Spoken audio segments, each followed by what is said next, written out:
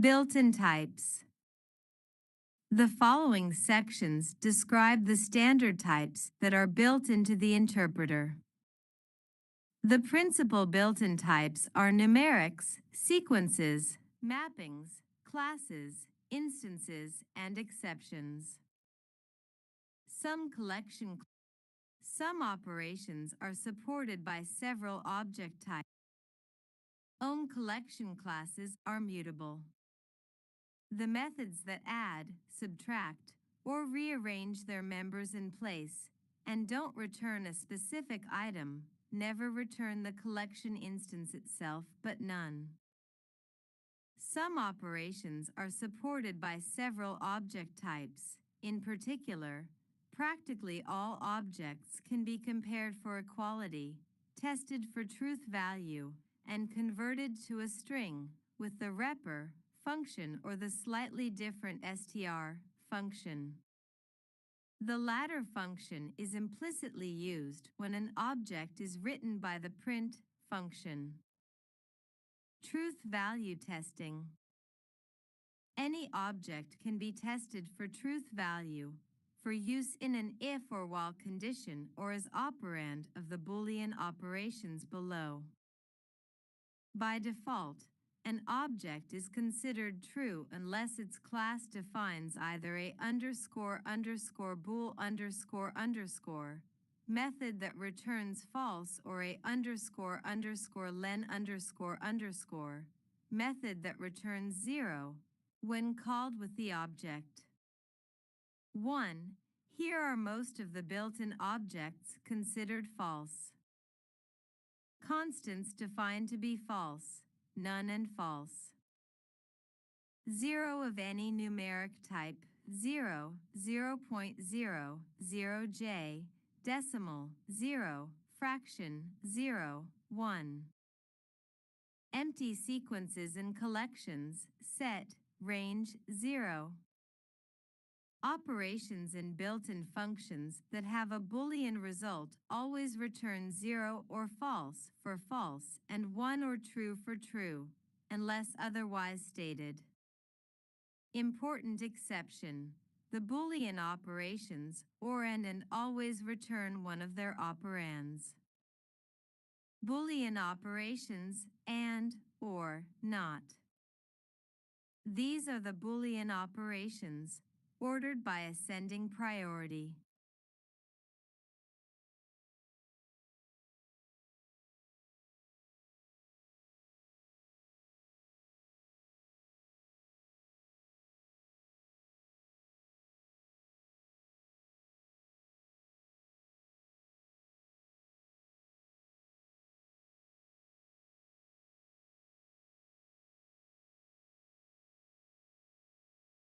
Python, an integer is referred to as an int.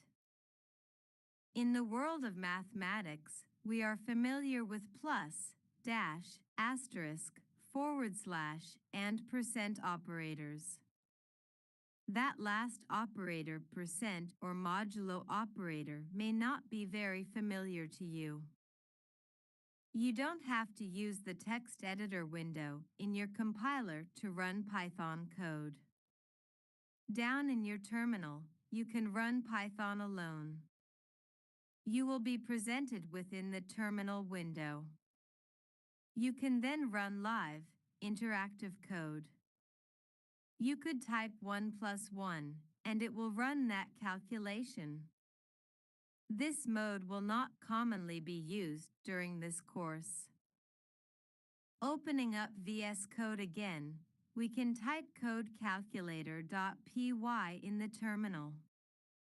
This will create a new file in which we will create our own calculator. First, we can declare a few variables. X equals 1, y equals 2, z equals x, plus y print z. Naturally, when we run Python calculator.py, we get the result in the terminal window of 3.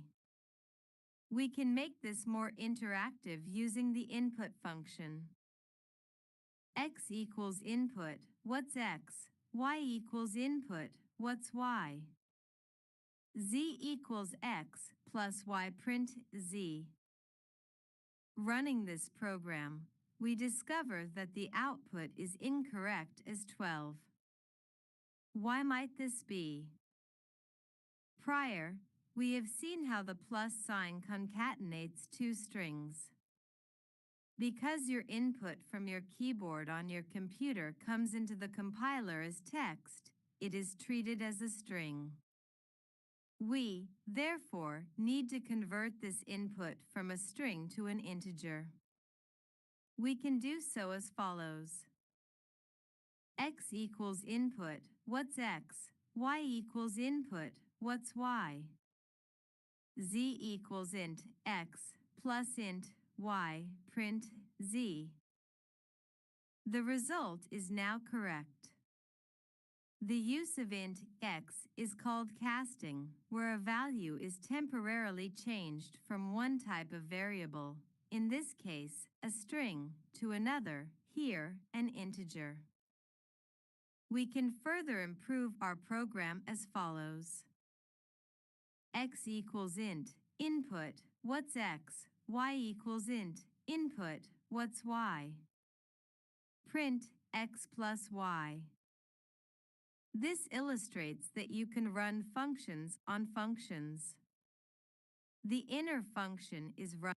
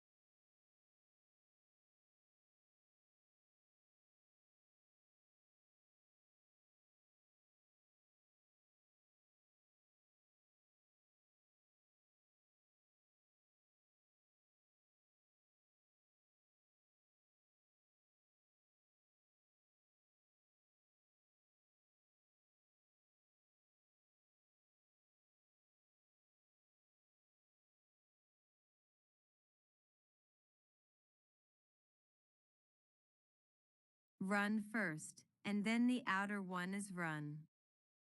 First, the input function is run. Then, the int function.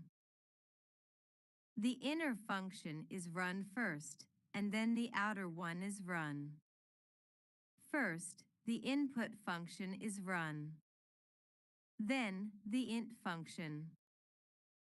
You can learn more in Python's concatenation of int. Readability wins.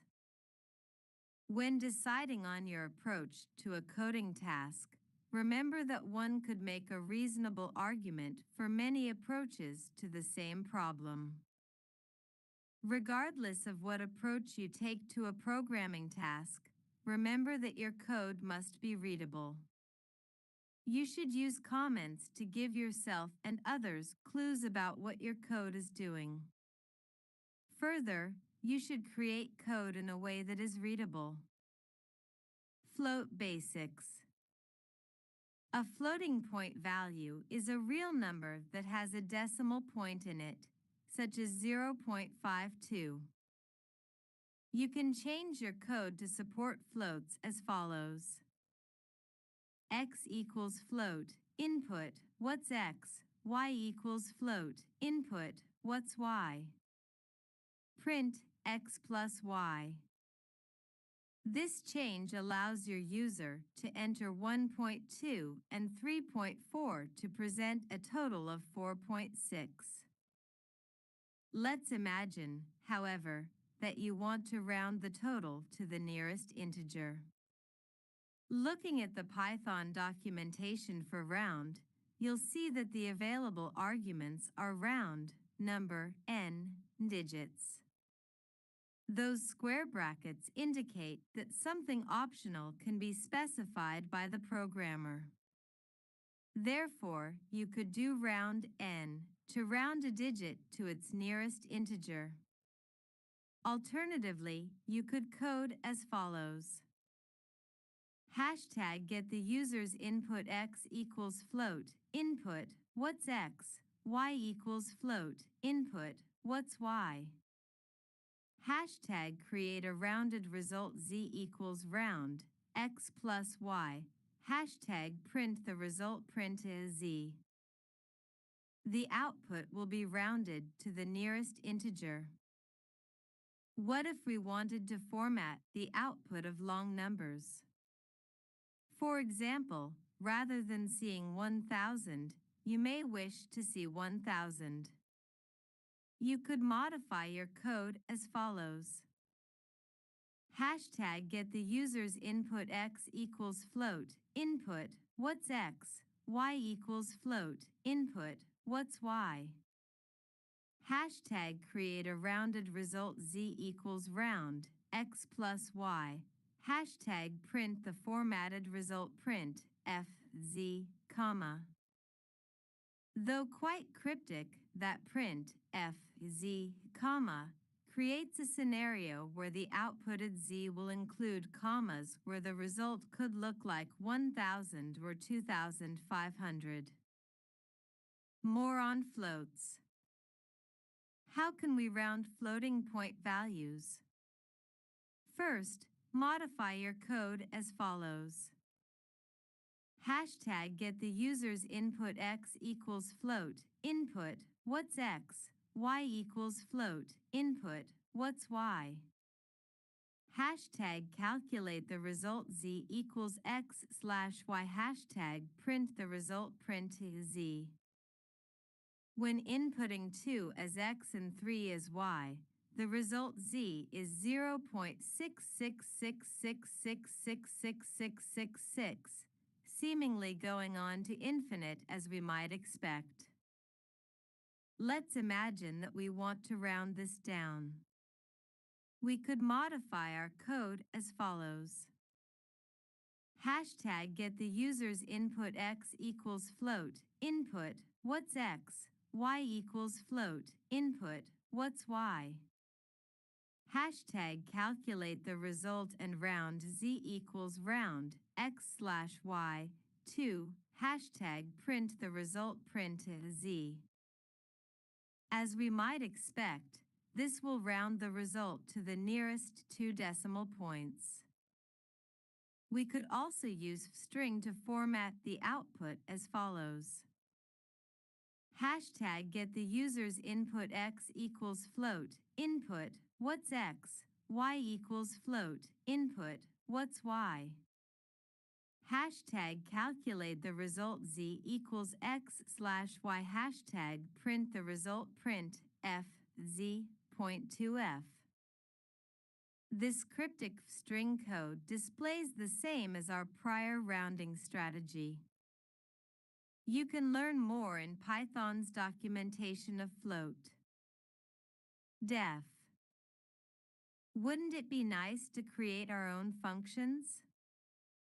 Let's bring back our final code of hello.py by typing code hello.py into the terminal window. Your starting code should look as follows. Hashtag ask the user for their name. Remove white space from the str and capitalize the first letter of each word. Name equals input. What's your name? Strip dot title hashtag print the output print f hello name. We can better our code to create our own special function that says hello for us. Erasing all our code in our text editor, let's start from scratch. Name equals input. What's your name? Hello. Print name. Attempting to run this code, your compiler will throw an error. After all, there is no defined function for hello. We can create our own function called hello as follows. Def hello, print hello, name equals input. What's your name? Hello, print name. Notice that everything under def hello is indented. Python is an indented language. It uses indentation to understand what is part of the above function. Therefore, everything in the hello function must be indented. When something is not indented, it treats it as if it is not inside the hello function. Running Python hello.py in the terminal window, you'll see that your output is not exactly as you may want. We can further improve our code. Hashtag create our own function def hello to print hello to hashtag output using our own function name equals input. What's your name? Hello name. Here, in the first lines, you are creating your hello function. This time, however, you are telling the compiler that this function takes a single parameter, a variable called to. Therefore, when you call hello name, the computer passes name into the hello function as to. This is how we pass values into functions. Very useful. Running Python hello.py in the terminal window, you'll see that the output is much closer to our ideal presented earlier in this lecture. We can change our code to add a default value to hello. Hashtag create our own function def hello to equals world print hello to hashtag output using our own function name equals input. What's your name? Hello name hashtag output without passing the expected arguments hello. Test out your code yourself. Notice how the first hello will behave as you might expect, and the second hello, which is not passed a value, will, by default, output hello, world. We don't have to have our function at the start of our program. We can move it down, but we need to tell the compiler that we have a main function and a separate hello function. Def main hashtag output using our own function name equals input. What's your name? Hello name hashtag output without passing the expected arguments hello, hashtag create our own function def hello to equals world print hello 2. This alone, however, will create an error of sorts. If we run python hello.py, nothing happens. The reason for this is that nothing in this code is actually calling the main function and bringing our program to life. The following very small modification will call the main function and restore our program to working order.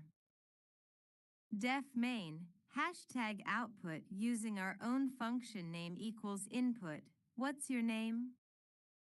Hello, name, hashtag output without passing the expected arguments hello, hashtag create our own function def hello to equals world print hello to main. Returning values. You can imagine many scenarios where you don't just want a function to perform an action, but also to return a value back to the main function. For example, rather than simply printing the calculation of x plus y, you may want a function to return the value of this calculation back to another part of your program. This passing back of a value we call a return value. Returning to our calculator.py code by typing code calculator.py. Erase all code there. Rework the code as follows. Def main x equals int, input, what's x? Print x squared is, square, x, def square, and return n asterisk n main.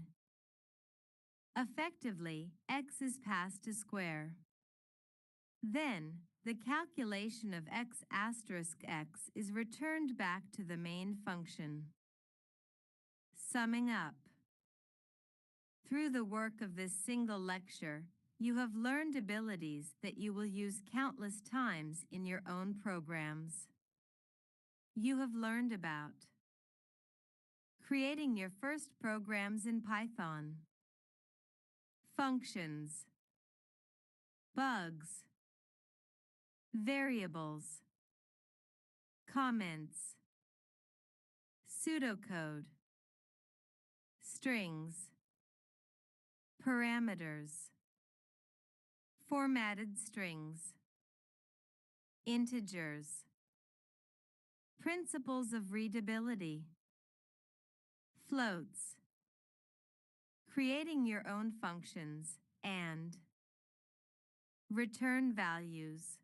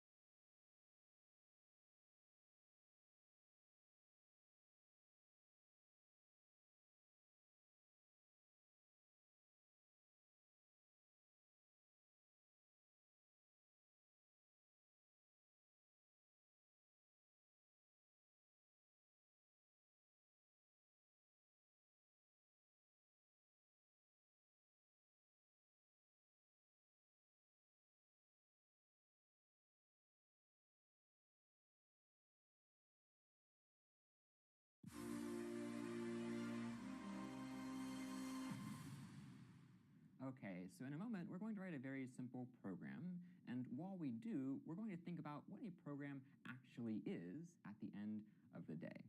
So we've seen so far that we have a language called Python, and we can use Python to write programs.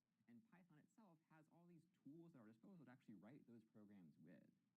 So among them are things like conditionals, variables, loops, and in this case, importantly, functions, where a function is some piece of code that kind of takes an input and produces some output. You could think of it kind of like a verb that you can actually run inside of your own program. So here, I'll go ahead and make a program called hello.py. I type in code hello.py, and I'll hit enter, and I'll get this blank Python file. I know because it ends with .py here. And I want to call or use my very first function. And one function built into Python is called the print function, where the print function takes some text as input and produces as output this text in my terminal down below. So I'll type print here, and I'll follow it with parentheses, just like this, and I'll type hello world. I'll follow it with parentheses, just like this, and I'll type hello world.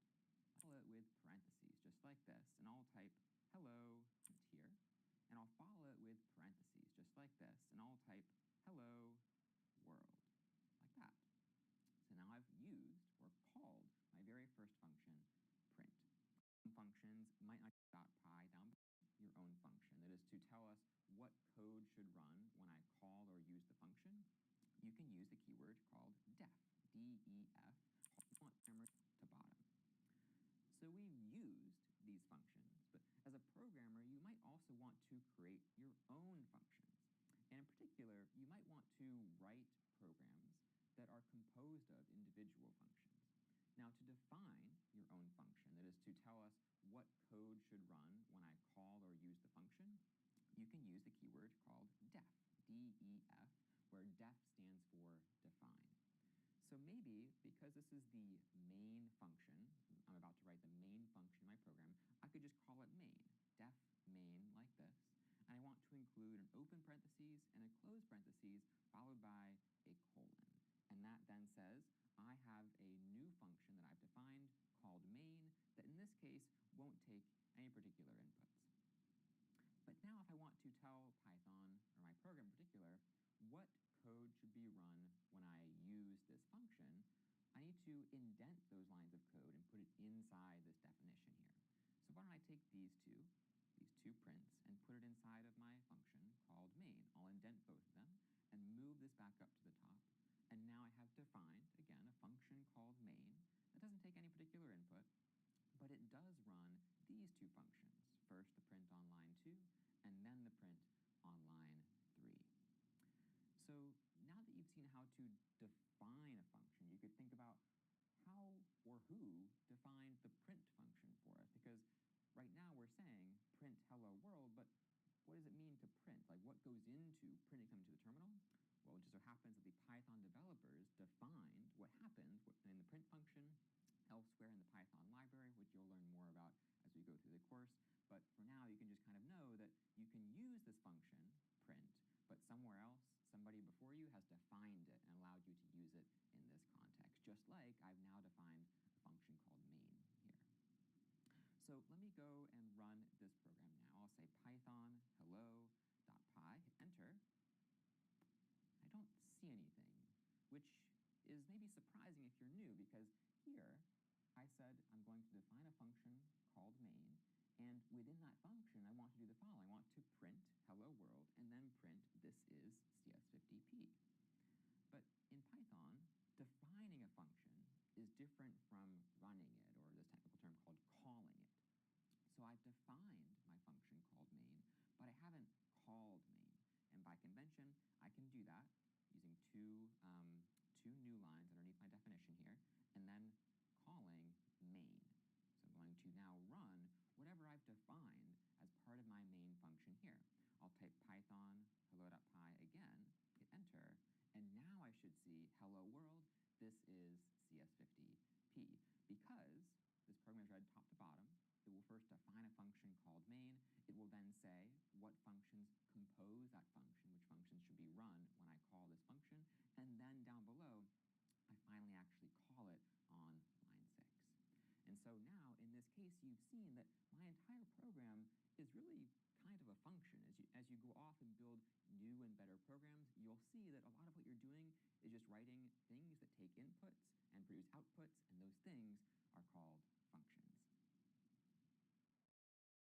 What does it mean to print? Like, what goes into printing something to the terminal? Well, it just so happens the Python developers defined what happens in the print function elsewhere in the Python library, which you'll learn more about as we go through the course. Side of my function called main. I'll indent both of them and move this back up to the top. And now I have defined, again, a function variable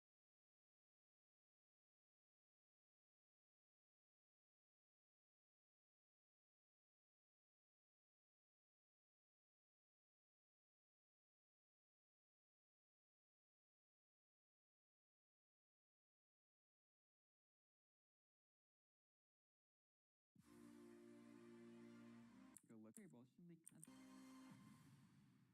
Okay, now in this short, we're going to take a look at one other building block of our programs, in this case, variables. And variables should be containers for some value that can change over time.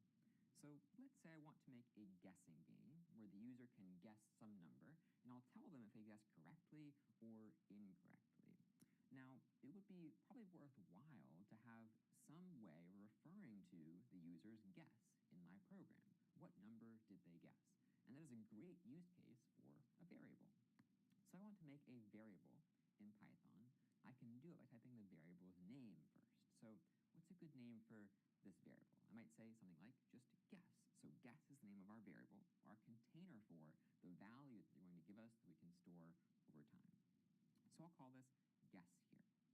And now I want to assign this container called guess some value, some number to hold as the user's guess. So let's say the first guess by the user is 10. I could store that value 10 by saying guess equals 10.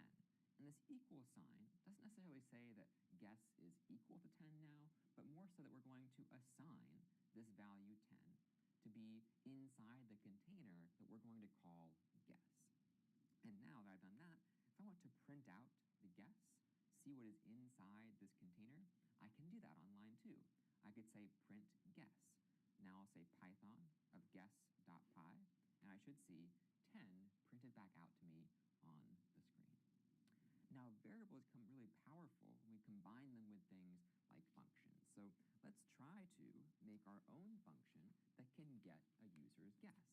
Now, one way to do this is to define some new function, and I might call it maybe like get guess. So I'll say define me a function called get guess, and it will take no input. But I'll then, inside this function, define myself a variable called guess. And I'll set it equal to 10 here, just like I did before. And now I'll have that function return to me, as we saw in the return value short, this guess here, return guess itself. Now down below, I could say print get guess, just like this, which will run the get guess function and then print the return value, which in this case is this variable called guess. So I'll say Python of guess.py, and I should see 10 again. Now,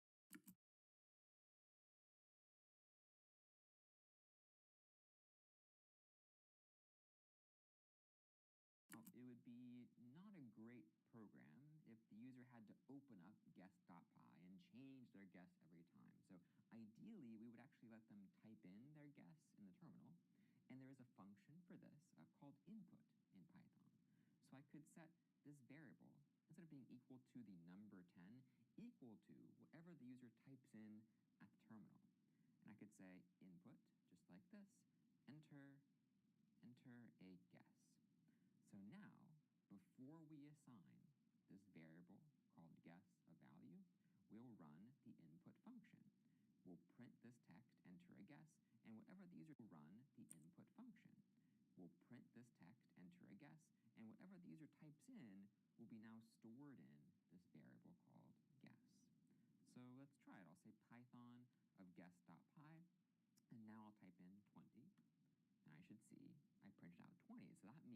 the return value of get guess is 20. What if I did Python of guess.py again, and I entered 5? Well, in that case, it seems like the return value of get guess changes as I type in numbers here. So that's pretty handy for me. Now, what if I also had a way to compare the guess against some actual number here? Well, I could go ahead and define the main part of my program and get working on the functionality to check the number that the user actually gave us. So I'll say define the main function now, and inside of here, I'll maybe make a new variable called guess equals, and then say get guess. So now what's going to happen is get guess will run, and its value will be assigned to the guess variable here. Now, one question you might have is that it seems like I'm using these variables guess multiple times, and isn't that something I shouldn't be doing? Well, it turns out that because these variables are inside of different functions, they can be used in different contexts, in which case they will never refer to that same value. They can be separated, let's say, by these two functions. So now I'll go ahead and I will run Python of guess.py. Actually, before I do that, let me go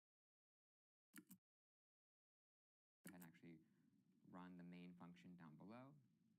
And let me try to run Python of guess.py. And I'll see enter a guess. I'll type 10. Nothing yet, but I haven't really printed anything over here. So I'm going to go ahead and now print the guess I got from the user. And now I see 10 overall. And again, this works because these two variables are inside of what we call different scopes. This variable is inside the scope of this function, get guess, whereas this guess variable is inside the scope of this function called main. So let's go ahead and I will run Python of guess.py.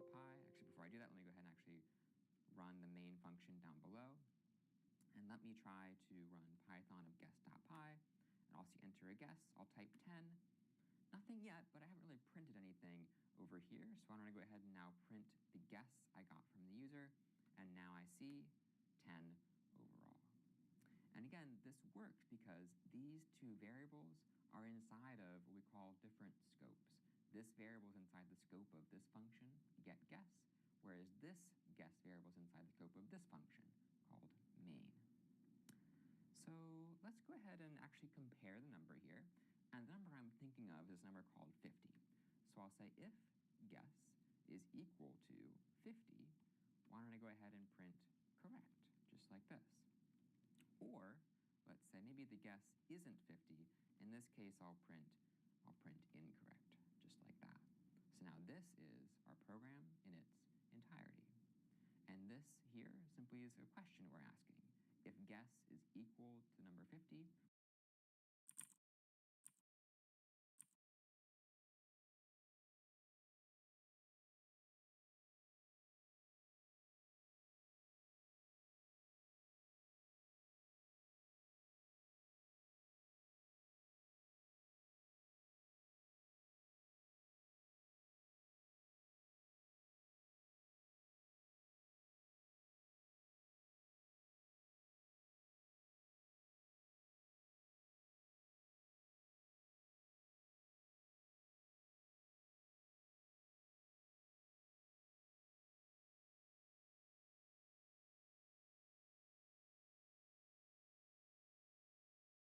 .py, and I'll see enter a guess. I'll type 10.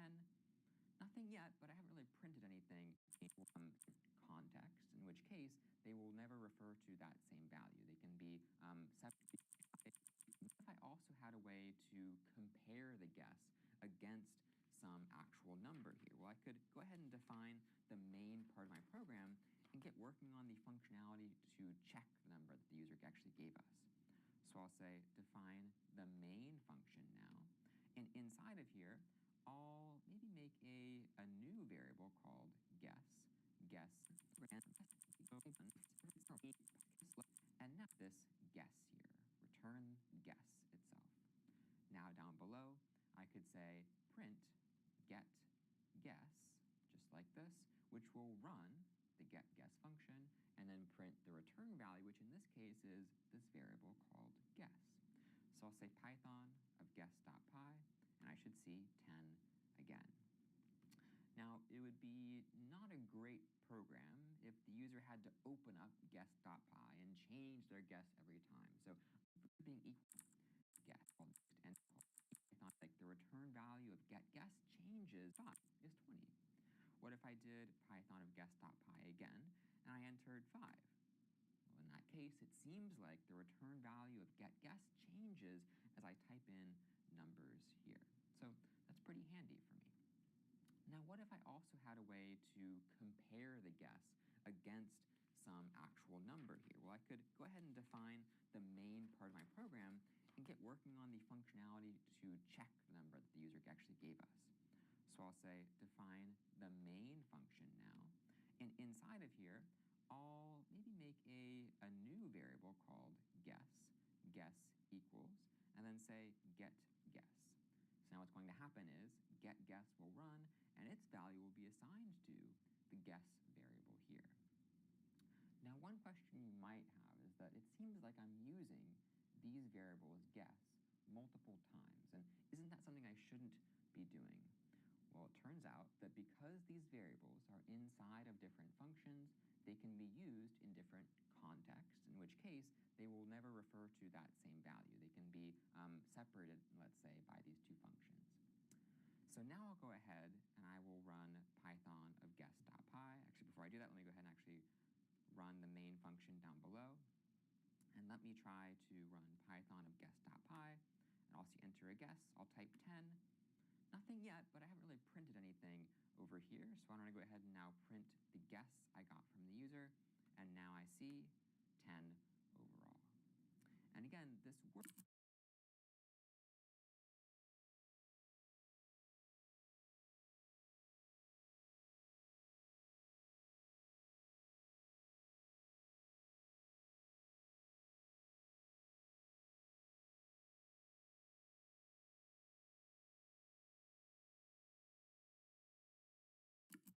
Because these two variables are inside of what we call different scopes. This variable is inside the scope of this function, get guess, whereas this guess variable is inside the scope of this function called main.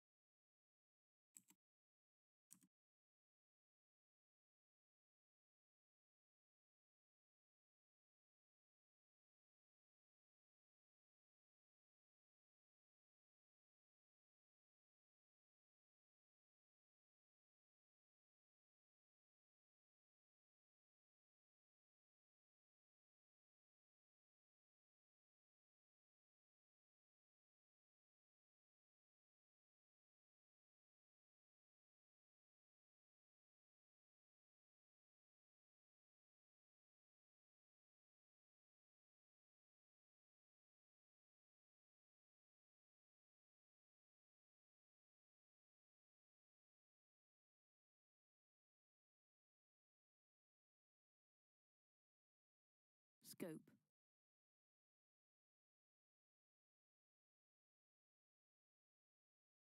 Of what we call different scopes. This variable is inside the scope of this function, get guess, whereas this guess variable is inside the scope of this function called main. So let's go ahead and actually compare the number here. And the number I'm thinking of is a number called 50. So I'll say if guess is equal to 50, why don't I go ahead and print correct, just like this. Or let's say maybe the guess isn't 50. In this case, I'll print incorrect, just like that. So now this is our program in its entirety.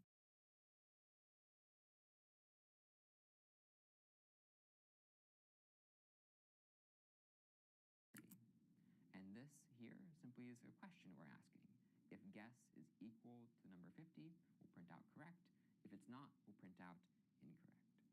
So now I'll go ahead and I will run Python of guess.py, hit enter, and I'll say maybe I'm going to guess I get incorrect. So it seems like I typed in the number 50, but I want to check if guess equals this number 50.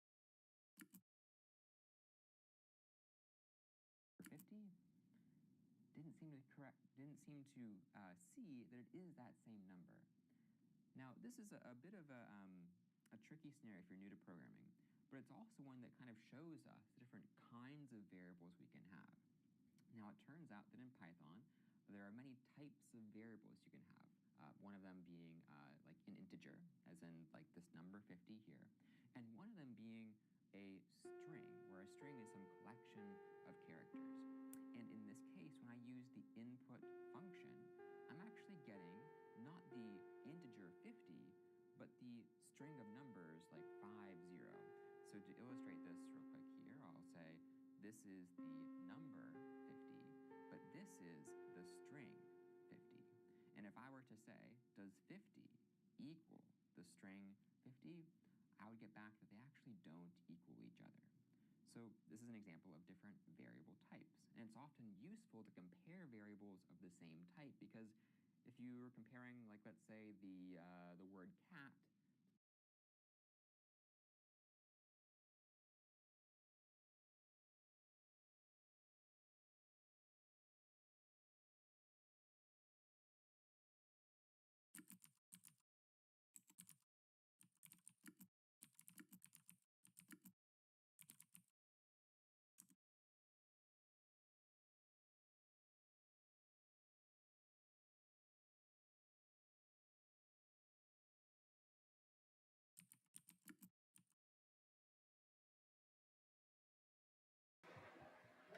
Bueno, tomamos un descanso para tomar un poco de agua y regresamos con otra hora.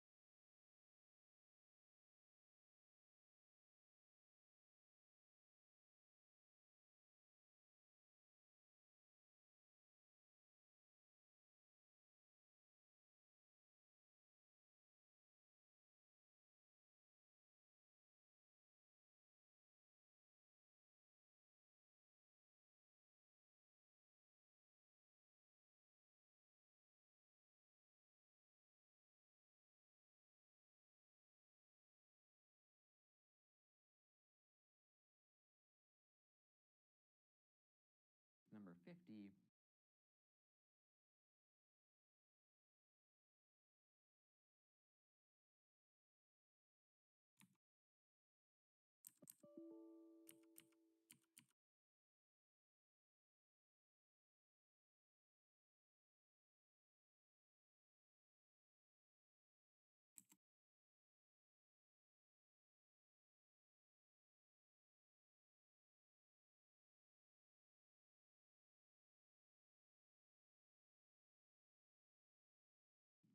doesn't quite make sense.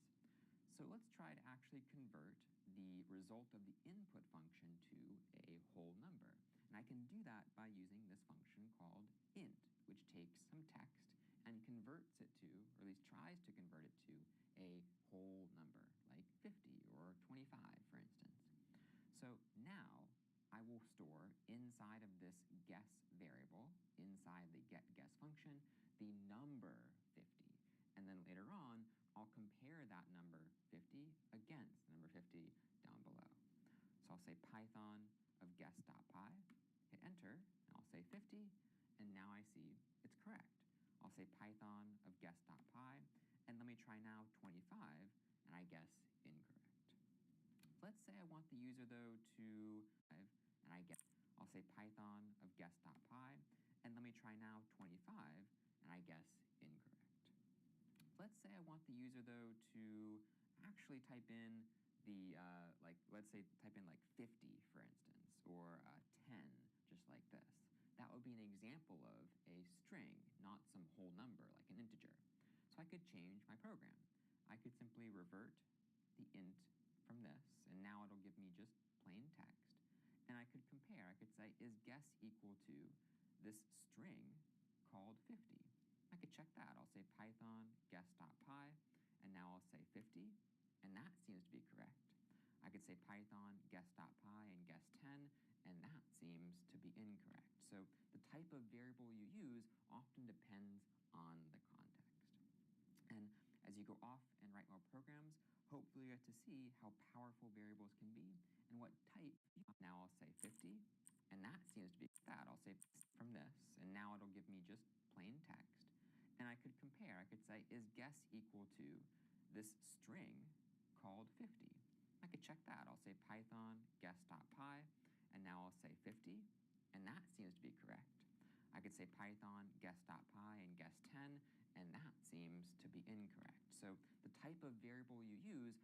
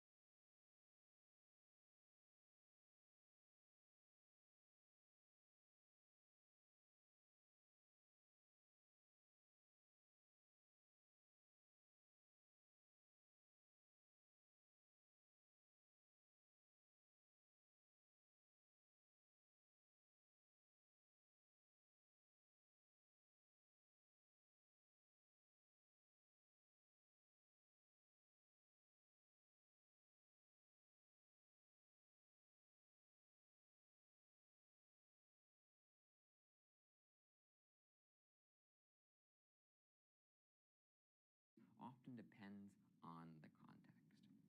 And as you go off and write more programs, hopefully you get to see how powerful variables can be and what type might best suit you for each scenario.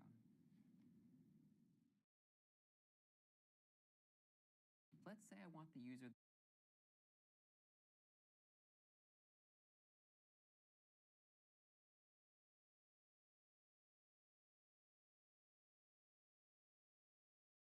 though to actually type in the, let's say type in like 50, for instance.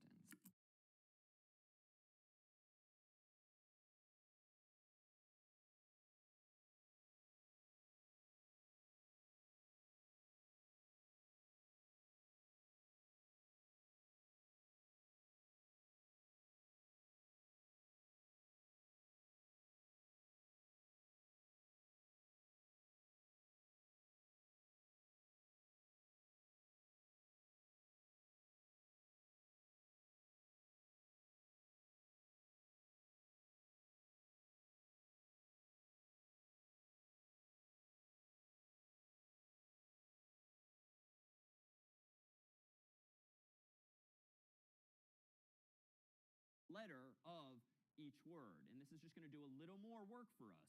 So let's go ahead and run this. And as an aside, I'm kind of tired now at this point of typing Python, Python, Python all the time. It turns out that when using a command line interface like this, you can actually go back through all of your old commands. What I just did a moment ago was I hit the up arrow. That immediately goes back through my history of all of the commands I've ever typed. So this is just a faster way now for me to repeat myself than typing everything manually. Let me go ahead and hit enter. Space, space, space, space, space, DAVID, Malin, space, space, all lowercase, enter. Now it's looking better. Now I've capitalized things and cleaned things up. But what about my code? I've got like 8 lines of code now, 4 of which are comments, 4 of which are actual code. Do I really need this much? Well, not necessarily. Watch what I can also do in Python. Let me not bother capitalizing the user's name separately. Let me say this, and capitalize user's name. I can chain these functions together. I can add title to the end of this. And now what's happening? Well, again, with a line of code like this, you first focus on what's to the right of the equal sign. Then we'll get to the left of the equal sign. What's on the right of the equal sign? This line here. Well, what does this mean? Get the value of the name variable, like DAVID space MALIN, then strip off the white space on the left and the right. That is going to return a value. It's going to return DAVID space MALIN without any white space to the left or right. What do you want to do with that return value? You want Python to title case it. That is, go through every word in that resulting string and fix the first letter of the first word, the first letter of the second word, and so forth. And then, now we can finish our thought, copy the whole thing from right to left into that same name variable. And you know what? I can take this even one step further. Why don't we go ahead and do this if we want? Let me get rid of all that, and let me just do strip and title all on that first line. And now we've gone from like 8 lines of code to 4. It's a lot tighter, it's a lot neater, and even though reasonable people might disagree, it's arguably better because it's just easier to read. Fewer lines of code, fewer opportunities for mistakes. It just allows me to move on with my next problem to solve. All right, let me pause here and see if there's any questions on these methods. A method is a function that's built in to a type of value like these functions are, or on F strings, which we saw a moment ago. Yes, hi, thanks, David. So is there a way to remove the spaces between the spaces that I might have added? Short answer, no. If you read the documentation at that same URL earlier, you'll see that strip removes from the left and the right, but not in between. In fact, there's 2 other functions that come with strings. One's called lstrip, the other's called rstrip, that allow you to do one or the other. If we want to start getting rid of space in the middle, we're going to have to do a different trick altogether. How many functions can we combine like this dot strip dot title you have combined? So how many we can combine? Yeah, a really good question. Technically, as many as you want. But at some point, your code's going to start to look really, really bad, right? Because the line of code's going to get really, really long. It's eventually going to maybe wrap around again and again. So at some point, you just kind of say like, that's too many. And you start breaking it up into multiple lines like I did, maybe reassigning the value to the variable as needed. And this is actually a good question. If I can pivot, Divya, off your question, I mean, what do people think? If we could go ahead and question, if I can pivot, Divya, off your question, I mean, what do people think? If we could go ahead and put everyone's hands down for a moment, let me ask this. Is the way I've done this now with strip and title and input all in the same line better than my previous approach? In Zoom, you can use the yes icon or the no icon. If you think this version is better, say yes. If you think this previous version was better, for instance, this one here, where we had everything broken out, say no. And then we'll see why in just a moment. I proposed earlier that reasonable people can disagree, and that's absolutely the case. Doing it one way or the other isn't necessarily best, at least if you can justify it. Let me go back to the most recent version here. All right, so we're seeing a lot of yeses and a lot of nos. Why don't we go ahead and call on one of the yeses if we could? Someone who's voting yes, why do you think the current version of this code is indeed better than the previous longer version of the code? I think it's more readable, so I can say, hey, this is the name variable. It gets some input, and then remove the space and give it a title, and there you go. You have a hello name. I think that's pretty reasonable. It's very readable, at least if you're in the habit, as you are in English, of reading left to right. It just kind of flows very naturally as a result. The line is not really that long. It's certainly fitting nicely onto the screen, so I think that's a good argument. How about a counterpoint, though? Someone who voted no, if we could call on someone who thinks this is worse. Because it's not readable at all. It seems like it's a very long line, so I think it's better to separate. Yeah, I think that's persuasive too, right? It's getting a little longer. And even though my sentence here, what's your name, is relatively short, you could imagine that this could get even uglier quickly. If I were asking a longer question of the user, that's going to make this line of code even longer and therefore less readable. It might be less obvious to me or my colleagues that I am calling strip or that I am calling title. It might be kind of an unexpected surprise. So I think that's reasonable too. In short, there is no right answer here. And in fact, part of the process of getting better at programming is getting your own sense of style, or working for a company where they might prescribe which way is better than the other, because they just want everyone doing the same thing, even though reasonable people might disagree. Ultimately, though, so long as you have what's a pretty good argument in favor of one way or the other, like ultimately that's what's important. If you're just doing things because you don't really know which one's better, that's not great. But if and when you start to acquire opinions, and if your boss, if your teacher, if your colleague, your friend can challenge you and say, wait, why did you do it like this? They might not agree with you, but at least have an answer, and that should be sufficiently persuasive in general. Now, strings come with a whole bunch of other methods as well, among which is one called split, which can, as the name suggests, split a string into multiple smaller substrings, so to speak. For instance, if the human here is in the habit of typing in their first name, then a space, and then their last name, and you want to go ahead and greet them only by first name, well, we could actually leverage that single space between the first name and last name and split that string into two smaller substrings. How can we do this? Well, let me go ahead and in between these lines proactively comment that we're about to split user's name into first name and last name. And then let's go ahead and take that name variable, which currently contains something like, presumably, David space Malin, and let me go ahead and call split and pass in as the argument to split a single white space, thereby indicating that I indeed want to split on that character. Now, it turns out split's going to return a sequence of values, ideally a first name and then a last name, and we can actually in Python assign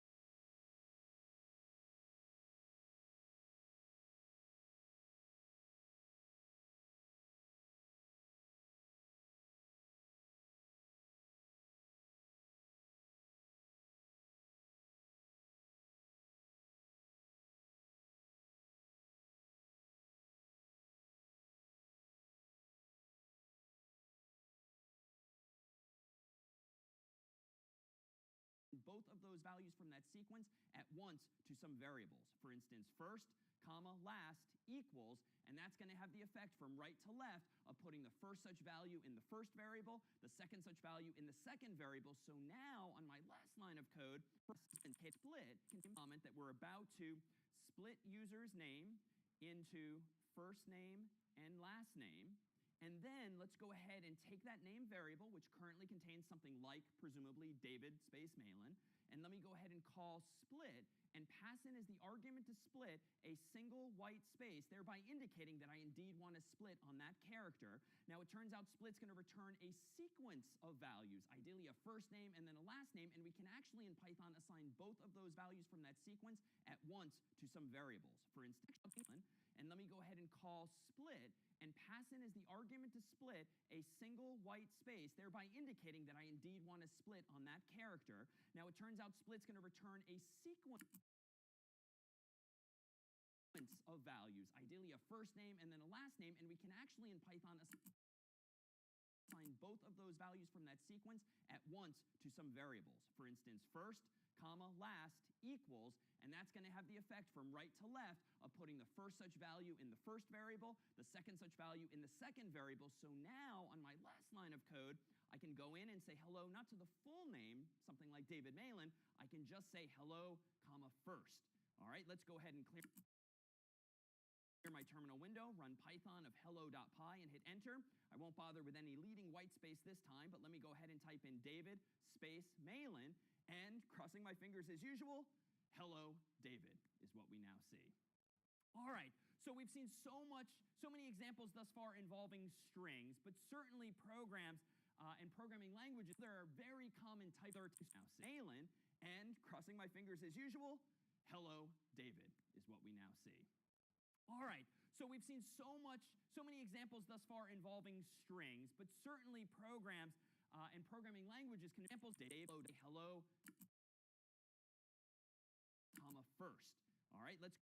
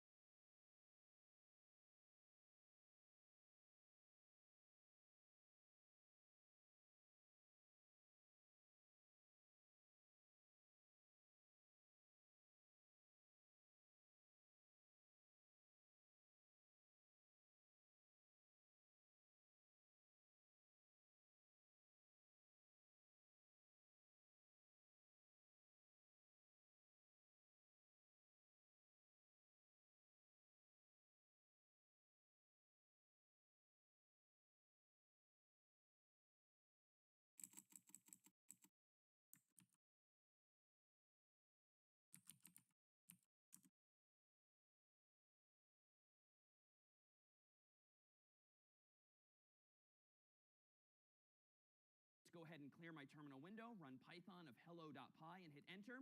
I won't bother with any leading white space this time, but let me go ahead and type in David space Malin, and crossing my fingers as usual, hello. Thus far involving strings, but certainly programs and programming languages can manipulate other types of data as well. Let's go ahead and transition then to another very common type of data in Python, in programming more generally, namely integers, otherwise known in Python as int, int. So just as str, str is short for string, so is int in Python short for integer. Well, what's an integer? Well, just like in math, it's a number like -2, -1, 0, 1, 2, and all the way toward negative infinity, all the way toward positive infinity. But there's no decimal point in an integer. It's just a number like -2, -1, 0, 1, and 2 onward. That's an int. Of course, in the world of mathematics, there's lots of symbols that we use, and we've seen plus before, although we used it for a different purpose, but Python supports these symbols and more. And Python allows you to add numbers together, plus, subtract numbers, multiply numbers, divide numbers, and the only one here that might look a little strange to people or unfamiliar is this percent sign, but it doesn't mean percent in this context. If you use a single percent sign in a Python program, that's actually the so-called modulo operator, the operator that allows you to take the remainder after dividing one number by another. So we'll see examples of that before long, but the first four of these are perhaps quite familiar. Well, it turns out that in Python, you don't necessarily have to keep writing code in a file like hello.py and then running it in a terminal window. One of the features that many people like about Python is that it supports this, a so-called interactive mode. Like you can start writing Python code and immediately execute each of those lines interactively, especially if you don't care about saving all of your lines of code. You just want to execute code and get back some answers. So for instance, let me go back to VS Code here, and let me close hello.py, and let me click on the little triangle over here in my terminal window just to make it much bigger, just temporarily for a moment. So I'm not creating any .py file now. I'm just going to run Python by itself at my prompt.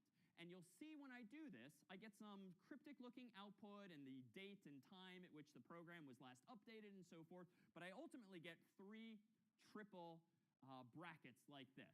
This is the interactive mode for Python. So I'm running the Python interpreter, and anytime I type a line of code in the interpreter, it's going to execute it immediately. I don't have to keep running Python again and again.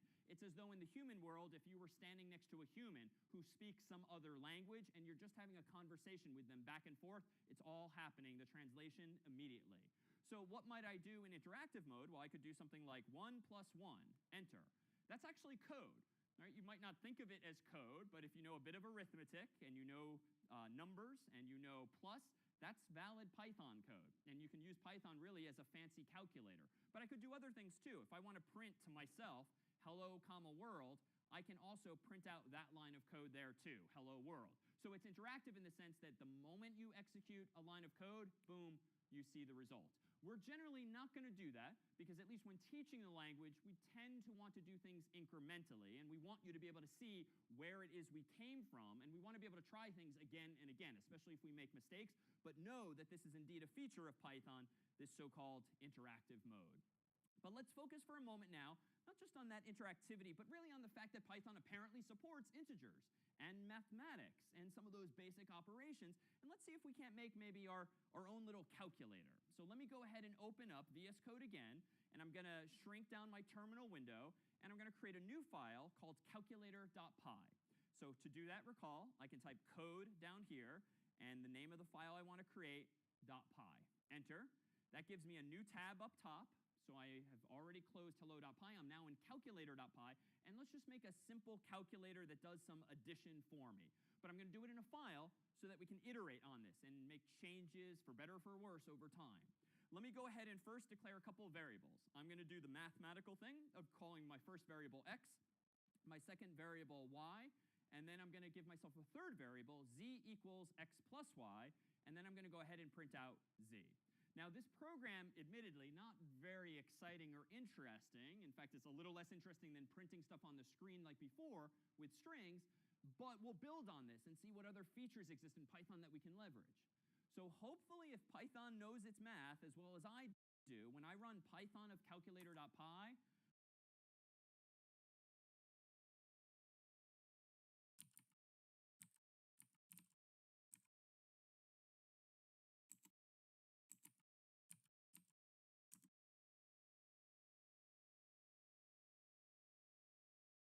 leverage,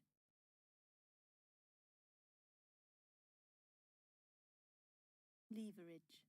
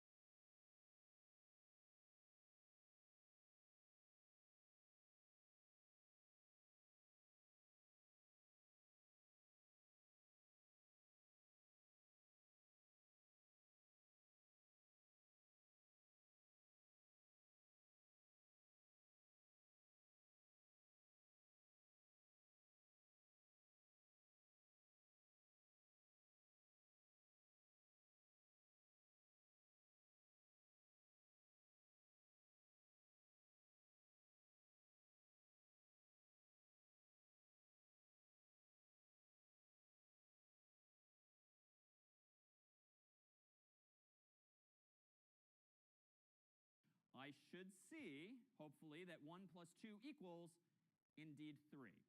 All right, so not that surprising and not that interesting. And honestly, this isn't the most useful program because it's always going to calculate 1 plus 2 equals 3.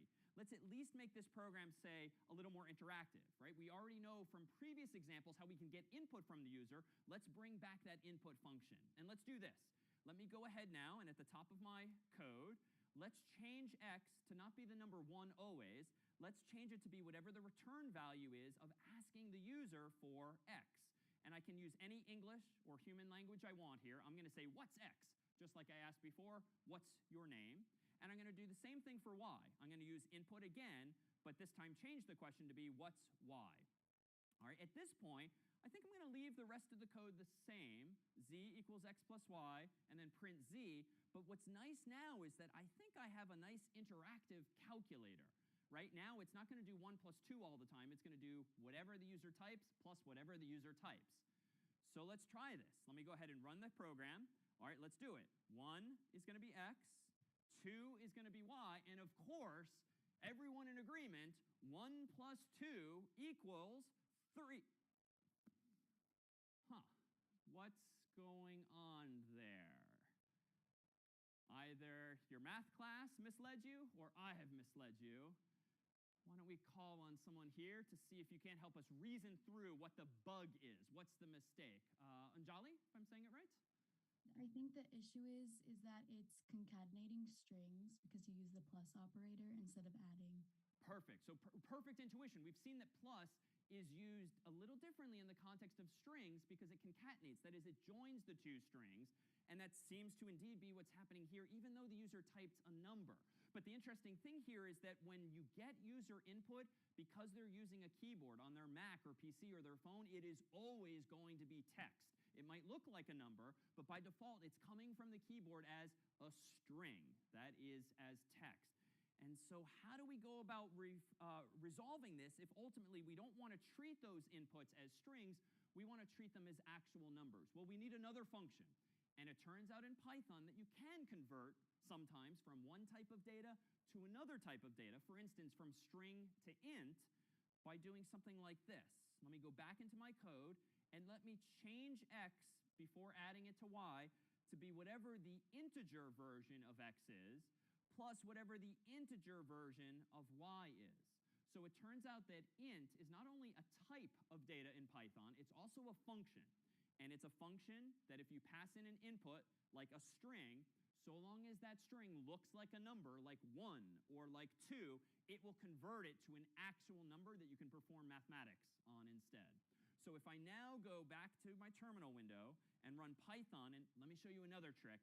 Calculator is kind of a long word. It's a little tedious to type. Notice what I can do in my terminal window in a command line interface in general. If I start typing CAL for calculator, I can actually hit tab to finish my thought. So autocomplete is possible in a terminal window like this. Type the first letter or few letters, and then boom, with tab, it'll finish your thought for you. Or you can go back in your history like I did with the up and down arrows. Let me go ahead and execute this. What's x? 1. What's x? 2? And there we go. Now we have a general purpose calculator that's going to support not just addition of 1 and 2, but now any two integers that the user types. And let me now improve this, right? We've seen how we can make improvements to code, and I don't know if it's going to necessarily be better, but let's try this. Do I really need the z variable?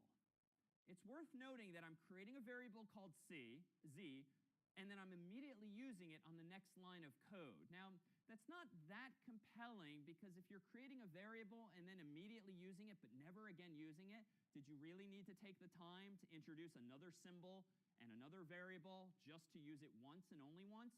Well, maybe not. Maybe we don't really need z in this way. Maybe I should go and do something like this. Maybe I should get rid of z here. Maybe I should change this to be int up here, change this to be int up here, doing something that's pretty interesting now. Even though it's a bit of new syntax, notice that you can nest functions, so to speak. You can put one function call, that is the use of a function, inside of the use of another function, so that the return value of the inner function becomes the argument to, or the input to, the outer function. So just like in math, if you have parentheses, parentheses, parentheses, your teacher probably taught you to focus on what's inside the innermost parentheses first and then work your way out. Same thing with programming. That's what Python's going to do. It's going to look at what's inside of the parentheses first, it's going to get the answer, and then it's going to pass the return value to the outermost function. So what happens on line 1 now is that the input function gets called first, then the result of that, quote unquote 1, becomes the input to the int function, and same on line 2. The output of what's y becomes the input to this int function. And now there is no z, I could just do print x plus y. And because I've taken the time to convert each of those strings to an integer, I think we're okay. So let me try this. Python of calculator.py, enter 1 and 2, and we're still getting 3. Not 12, or not 12, 1, 2, we're indeed getting 3. And we've additionally gotten rid of the variable because we didn't necessarily need it, it seems, especially if only using it once. Well, here too, let me put everyone's hands down for just a moment, and let me ask, as before, this version now, which uses int around the invocations of input and does not use z, is this better than the previous version? If you want to vote yes, go ahead. Or if you prefer the old way, vote no. The old way, I'll undo all of this as we vote, instead looked like this. All right, and let me go back to now the newest version. Let's take a hand of the yeses. Someone who thinks this latest version is better. I think this way is better because it allows us to immediately see what the x and y variables are with integers, and so we know what to expect from them. And also the print argument is more intuitive. We avoid too much clutter in the code. I think those are all good reasons. It's nice and succinct. The lines of code are not very long. I don't need to know what z is because it doesn't exist. It just see print x plus y. I like that. But someone who prefers the older way, where we did have z, and we more explicitly passed individual variables to the int function. Yeah, hi. I think the earlier version is better because when, if user input something else other than int, let's say they type 1. If user input something else other than int, let's say they type 1 and 2, so we'll be it will be easier to debug. This version or this version here or the old version? The old version. Okay, that's fair. And in fact, I'm being very careful today as best I can not to mess up.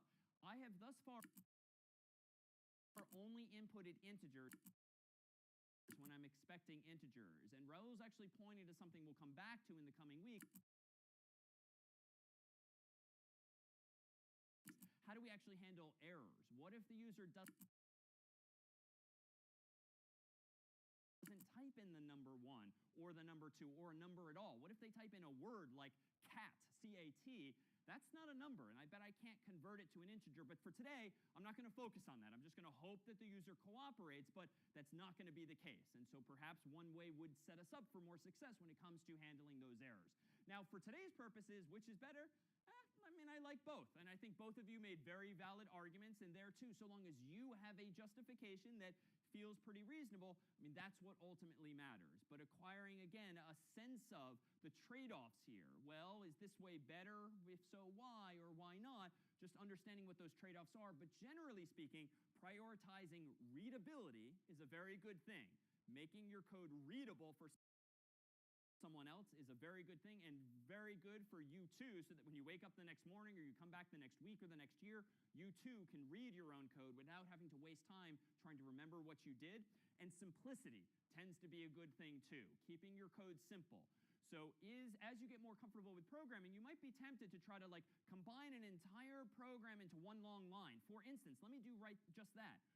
Technically speaking, we don't really need x in a variable. We don't really need y in a variable. We could also do this. I could just get rid of x and y altogether. I could then now eliminate that and make it just one line of code. Okay, so on some sense, you might be inclined to think, wow, that's really nice. You made it one simple line of code. I would argue this actually isn't that simple. Now I think I'm starting to nest too many things. I have to think about print and int and input. I then have to notice that, okay, I've opened 2 parentheses, I've closed 2 of them, there's a plus. You're making me think too much. And anytime you make me think, you're wasting time. And anytime you complicate the look of the code like this, you're just going to increase the probability of mistakes, syntactical mistakes or logical errors in your code. So of all the things we've done, this is the only one that I would argue, yes, it's one line and it's nice and compact, it's just not readable enough. I would shy away from doing this, especially since 2 of those function calls are getting input from the user. But there too, reasonable people might disagree, but that's the kind of visceral reaction you should have sometimes when code starts getting a little too complicated, a little too clever, perhaps for its own good. All right, well, it's not just integers we have access to. Let me propose that we transition from integers to one more data type here, namely a float. So again, a string.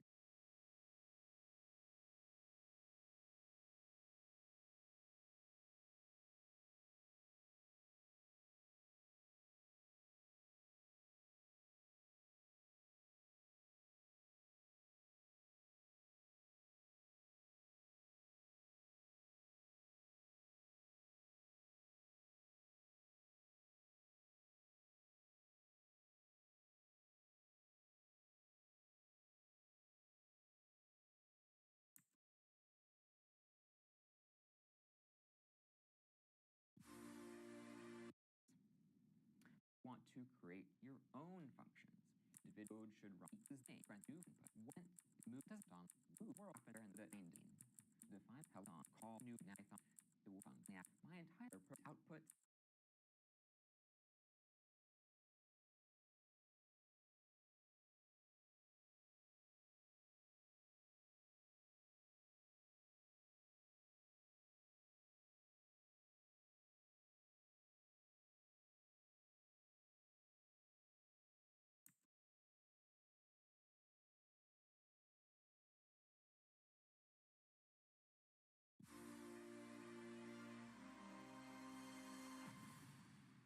Okay, now in this short, we're going to take a look at one other building block of our programs, in this case, variables. And variables should be containers for some value that can change over time. So let's say I want to make a guessing game where the user can guess some number, and I'll tell them if they guess correctly or incorrectly. Now, guess correctly or incorrectly. Now, it would be probably worthwhile to have some way of referring to the user's guess in my program. What number did they guess? And that is a great use case for a variable. So I want to make a variable in Python. I can do it by typing the variable's name first. So what's a good name for this variable? I might say something like just guess. So guess is the name of our variable, our container for the value that you're going to give us that we can store over time. So I'll call this guess here. And now I want to assign this container called guess some value, some number to hold as the user's guess. So let's say the first guess by the user is 10. I could store that value 10 by saying guess equals 10. And this equal sign doesn't necessarily say that guess is equal to 10 now, but more so that we're going to assign this value 10 to be inside the container that we're going to call guess. And now that I've done that, if I want to print out the guess, see what is inside this container, I can do that online too. I could say print guess. Now I'll say Python of guess.py, and I should see 10 printed back out to me on the screen. Now variables become really powerful when we combine them with things like functions. So let's try to make our own function that can get a user's guess. Now one way to do this is to define some new function, and I might call it maybe like get guess. So I'll say define me a function called get guess, and it will take no inputs, but I'll then inside this function define myself a variable called guess, and I'll set it equal to 10 here, just like I did before. And now I'll have that function return to me, as we saw in the return value short, this guess here, return guess itself. Now down below, I could say print get guess, just like this, which will run the get guess function and then print the return value, which in this case is this variable called guess. So I'll say Python of guess.py, and I should see 10 again. Now, it would be not a great program if the user had to open up guess.py and change their guess every time. So ideally, we would actually let them type in their guess in the terminal, and there is a function for this called input in Python. So I could set this variable, instead of being equal to the number 10, equal to whatever the user types in at the terminal. And I could say input, just like this, enter a guess. So now, before we assign this variable called guess a value, we'll run the input function. We'll print this text, enter a guess, and whatever the user types in will be now stored in this variable called guess. So let's try it. I'll say Python of guess.py, and now I'll type in 20, and I should see I printed out 20. So that means that the return value of get guess is 20. What if I did Python of guess.py again, and I entered 5? Well, in that case, it seems like the return value of get guess changes as I type in numbers here. So that's pretty handy for me. Now, what if I also had a way to compare the guess against some actual number here? Well, I could go ahead and define the main part of my program and get working on the functionality to check the number that the user actually gave us. So I'll say define the main function now, and inside of here, I'll maybe make a new variable called guess equals, and then say get guess. So now what's going to happen is get guess will run, and its value will be assigned to the guess variable here. Now one question you might have is that it seems like I'm using these variables guess multiple times, and isn't that something I shouldn't be doing? Well, it turns out that because these variables are inside of different functions, they can be used in different contexts, in which case they will never refer to that same value. They can be separated, let's say, by these two functions.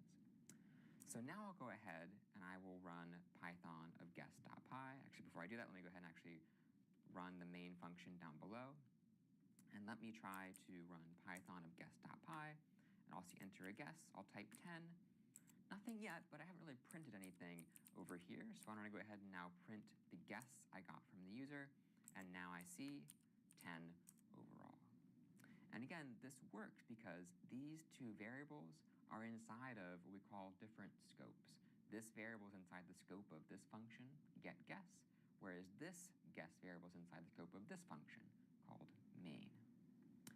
So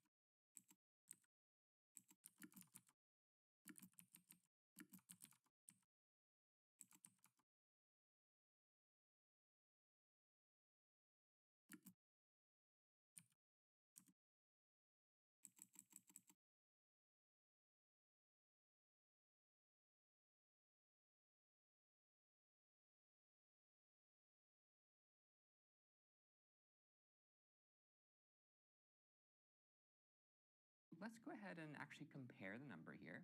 And the number I'm thinking of is a number called 50. So I'll say if guess is equal to 50, why don't I go ahead and print correct, just like this. Or let's say maybe the guess isn't 50. In this case, I'll print incorrect, just like that. So now this is our program in its entirety. And this here simply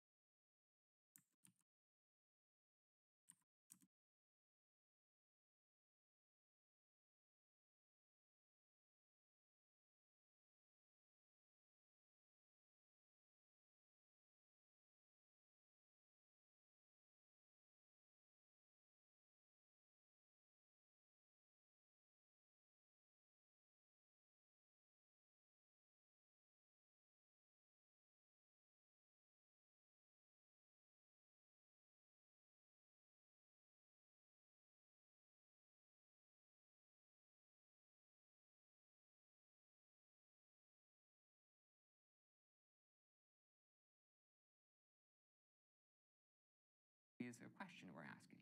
If guess is equal to the number 50, we'll print out correct. If it's not, we'll print out incorrect. So now I'll go ahead and I will run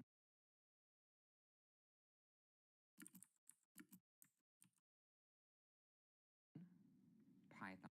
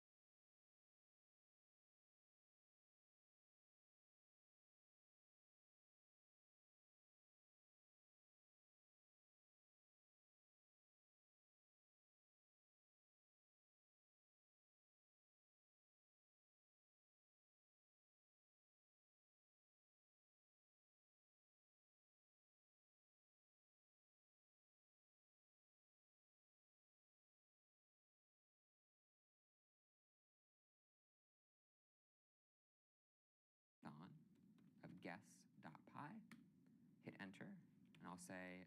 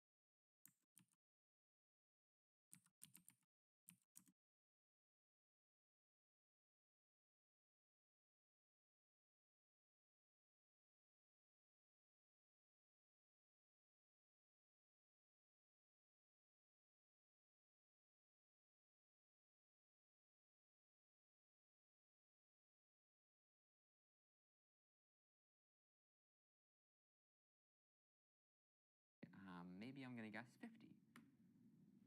So this is 5, and I guess incorrect. Let's say I want the 10, and that seems to be incorrect. So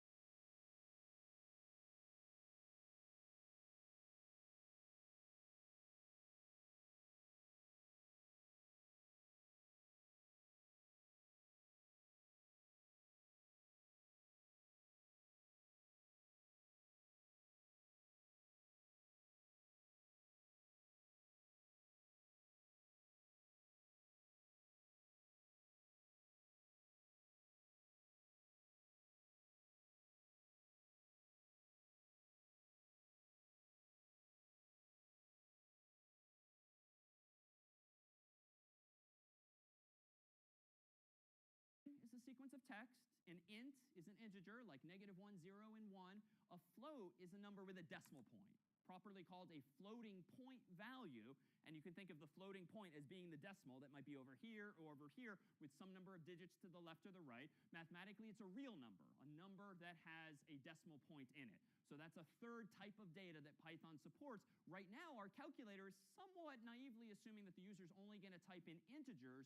But if I want to support floating point values too, I think I can just make a couple of tweaks. So I'm going to go back to VS Code here, and instead of just converting the user's input, x and y, to integers on line 1 and 2, let's just make a simple change. Let's actually convert it to a float on the first line and a float on the second line here. Now I think if I go down to my terminal window and run Python of calculator.py, let's type in a number like 1.2 with a decimal point and 3.4 with a decimal point, and there we go. We have 4.6 as the final answer. So that wouldn't have worked before if I was only expecting integers from the user, but now that I'm expecting floating point values and accommodating it, I can actually now do floating point arithmetic as well. But suppose that I don't really want the final answer to be a floating point value like 4.6, I would be happy if we just round to the nearest integer. So I want to support the user typing in floating point values with decimal points, but at the end of the day, I just want to round the result to the nearest possible integer, for instance. Well, it turns out that here too, Python comes with some functionality built in.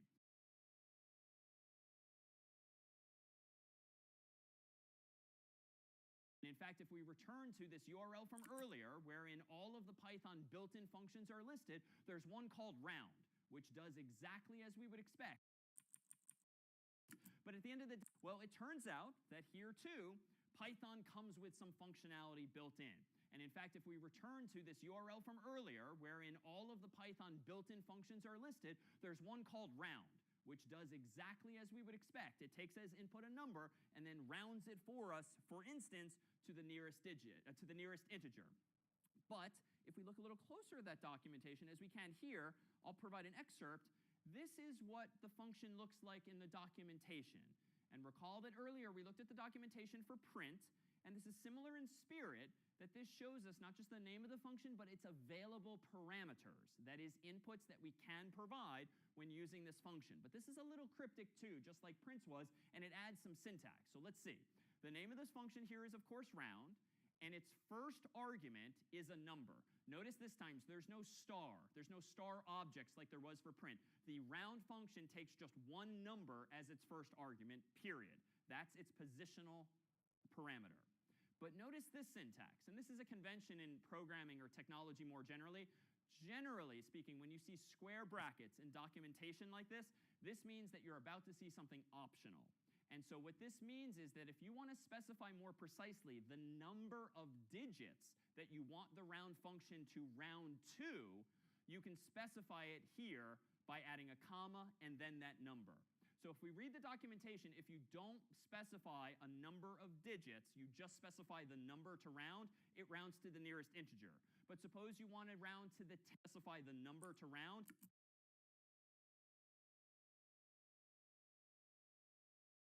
it rounds to the nearest integer. But suppose you want to round to the tenths place or the hundredths place, that is 1 or 2 digits after the decimal point, you can specify the number to round, it rounds to the nearest integer. But suppose you want to round to the tenths place or the hundredths place, that is 1 or 2 digits after the decimal point, you could tenths place or the hundredths place, that is 1 or 2 digits after the decimal point, you could additionally pass in comma 1 or comma 2 to be more precise. So that's what the documentation there is saying. Let's see if we can't then translate this to some actual code for us. So if I go back now to VS Code and I consider that I want to go ahead and round x and y, I can do this in a couple of ways. I could do round x plus y, but I'd actually kind of prefer to break this now out into 2 lines. I don't have to, and reasonable people here might disagree, but I'd like to revert to a scenario where I'm printing z so that I can just a little more clearly to myself, to others, say z equals the rounded result of x plus y. It's not necessarily the better way to do it, but I'm a little more comfortable with breaking out my thoughts one at a time, especially if I want to start commenting each of these chunks of code. All right, let me go down to my terminal window now and run Python of calculator.py. What's x? Let's do 1.2 again. Then let's do 3.4. And now it was previously 4.6, but now it's been rounded up to the nearest integer, which of course is going to be 5.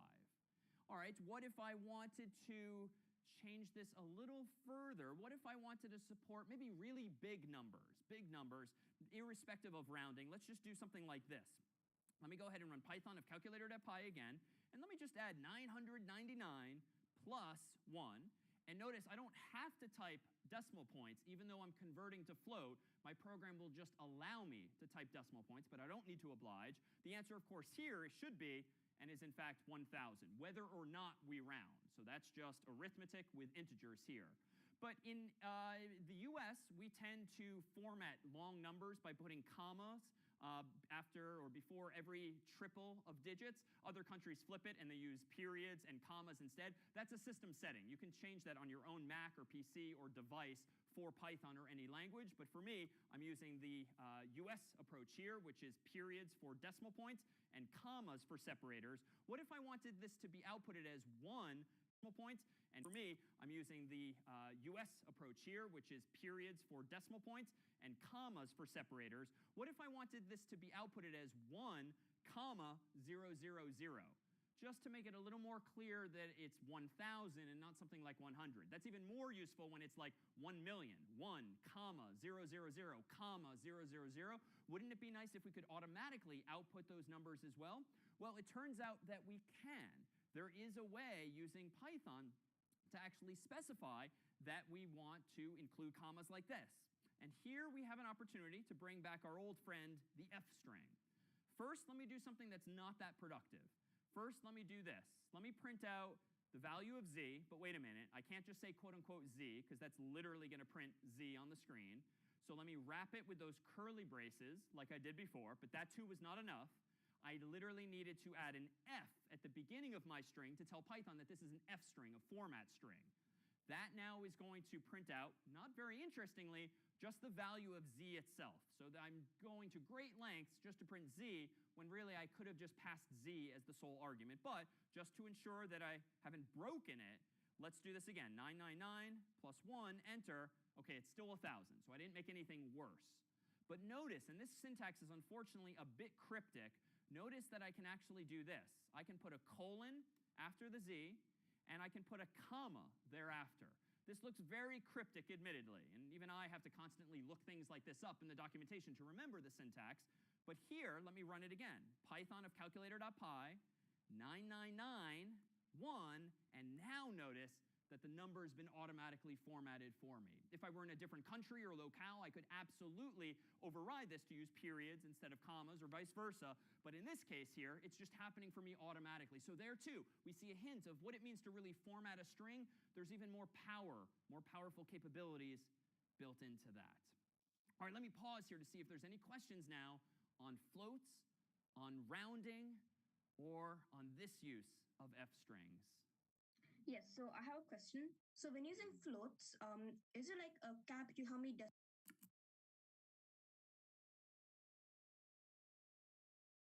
points it can have? A really good question. So floats, yes, and this is a problem we'll revisit before long. Floats cannot represent numbers infinitely precisely in a nutshell because computers only have so much memory. They only have a finite amount of memory. You and I only have a finite amount of hardware inside of the computer. So at some point, they're going to have to round. Right now, I'm rounding automatically. Effectively, computers will eventually have to do that for us. But we'll see that as a fundamental problem before long. Allow me to turn back just for a few final examples on float before we introduce a few final examples that allow us not just to use functions, but to make our own.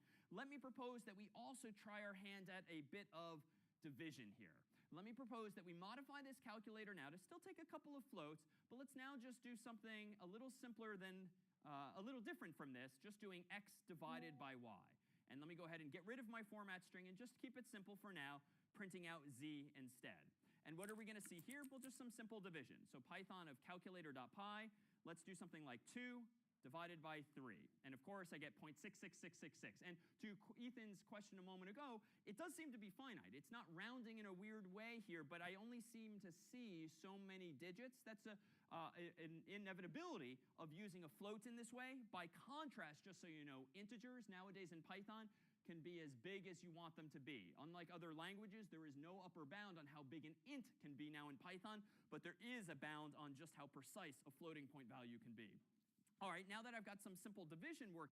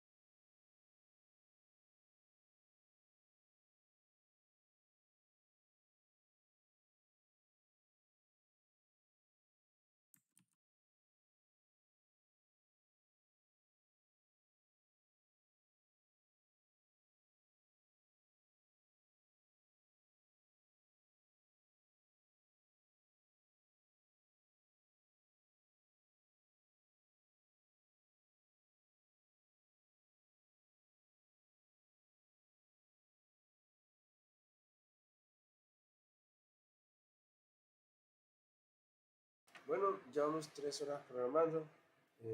Solo me falta 1 hora más, así que vamos a descansar 5 minutos y volvemos.